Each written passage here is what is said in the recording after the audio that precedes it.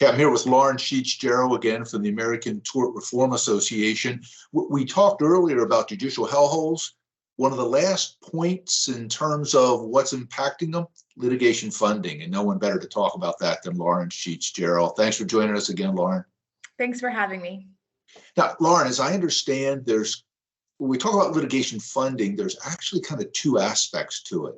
One is what we can charitably call investment in litigation, might use other terms, and the other is litigation loans to the plaintiffs on that. What are you seeing in terms of the investments in litigation?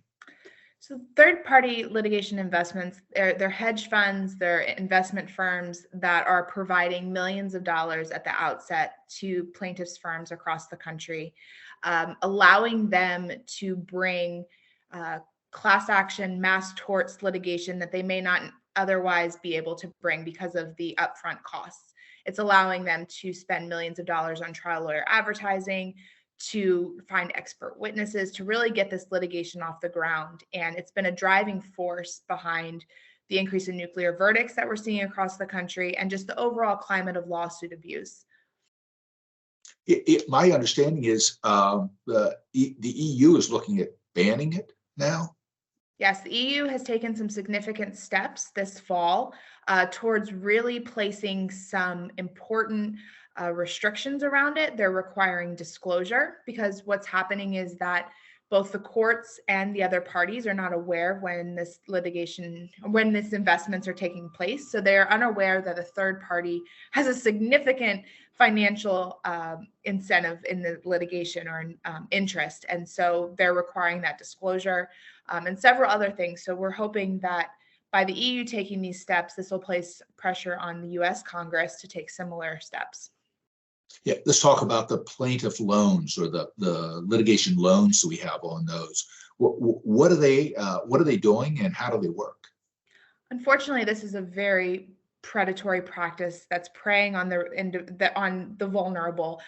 They provide these loans at the beginning of litigation to cover expenses while the plaintiff is waiting for their settlement or their verdict. They don't disclose the interest that's being charged. So we've heard up to 125% interest.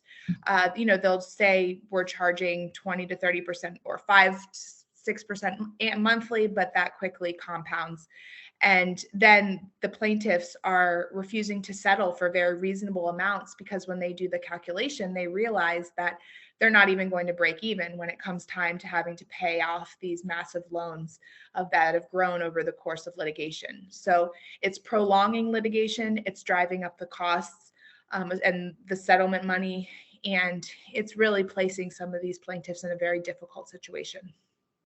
When you say they don't disclose the interest rate, they tell them what the monthly is going to be, but unlike when we do our home settlements, they don't tell the effective rate that has to be disclosed there. Huh. It does. And unfortunately, because it's a non-recourse, they describe it as a non-recourse loan, which means that they own the the lenders only get paid if the plaintiff is successful and receives a settlement.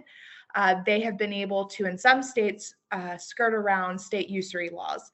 And that's what allows these litigation firm or these lending firms to charge such a high interest rate because certain states have found that the usury laws don't apply. And so that is one reform that we're looking at and trying to get some momentum behind at the state level is to place these laws these loans under state usury laws to cap the interest rates so that they aren't able to prey on them with these 100% plus rates.